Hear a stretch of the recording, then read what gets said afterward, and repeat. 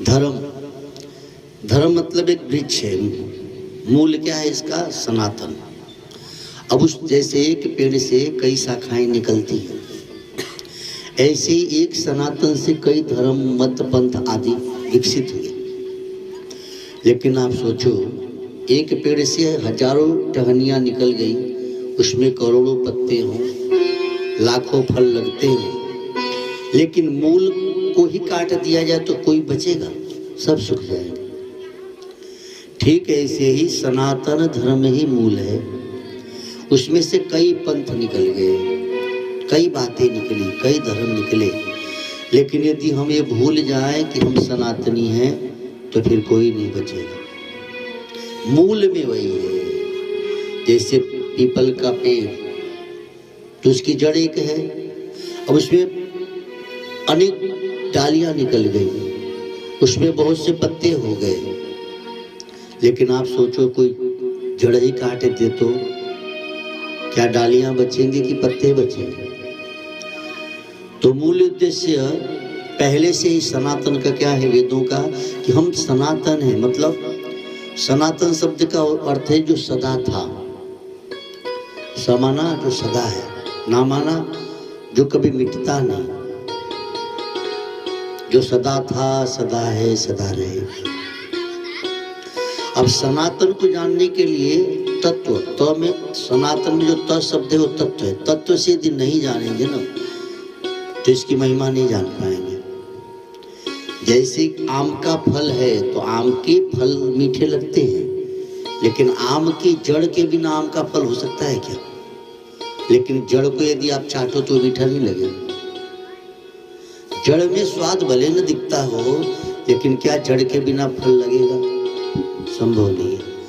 ऐसे ही कई पंथ जो सनातन धर्म में निकल गया ना, कोई बौद्धिस्ट हो गया, कोई कबीरी हो गया, कोई फलाना हो गया, कोई सतनाम हो गया, आप चाहे जो भी हो जाओ, लेकिन मूल सनातन है।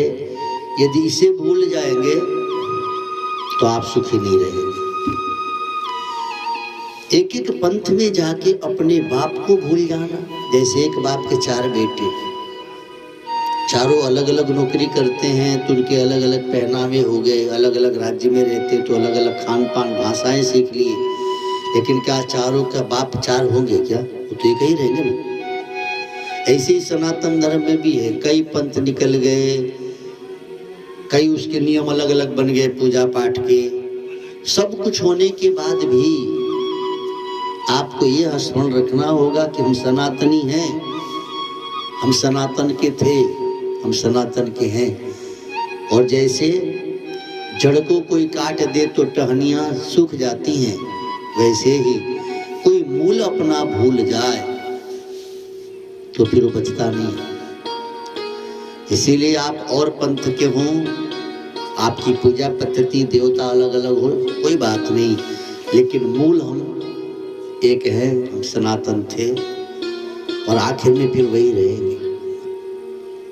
इस बात के लिए इसका आयोजन हुआ है, ताकि हम, आप बैनर यदि पढ़े होंगे तो उस पर हमने ऊपर ही लिखवाया है, हिंदू राष्ट्र, हिंदूवाद, छोड़ दीजिए जातिवाद। ये तीन बात जब तक नहीं होगी ना देश में, तब तक हम कटते रहेंगे, तब तक पीटते रहेंगे। सोचो बार बार हम ही क्यों गुलाम होते हैं? बगल में छोटा सा नेपाल आज तक गुलाम नहीं हुआ, इतना बड़ा हिंदुस्तान जो आता है वही गुलाम बना के चल देता है। कोई 800, कोई 600 बरस, तो कोई 200 बरस। मानो हम लोग गुलाम होने के लिए आए क्या? पूरा विश्व का गुरु रहे हम। जिस परीक्षित की कथा आप भागवत जी में सुनते हैं, परीक्षित ने दिग्विजय किया था, यानी पूरे पृथ्वी को जीता था। ये हमारा सनातन का, ये हमारी सनातनी महिमा है, लेकिन हम अपने को भूल रहे हैं, इसीलिए बार बार हम ही झूल रहे हैं।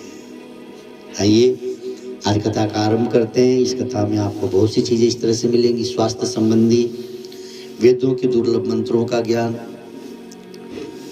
और जो अपना सनातन का ज्ञान हो तो है ही है। सभी से प्रार्थना है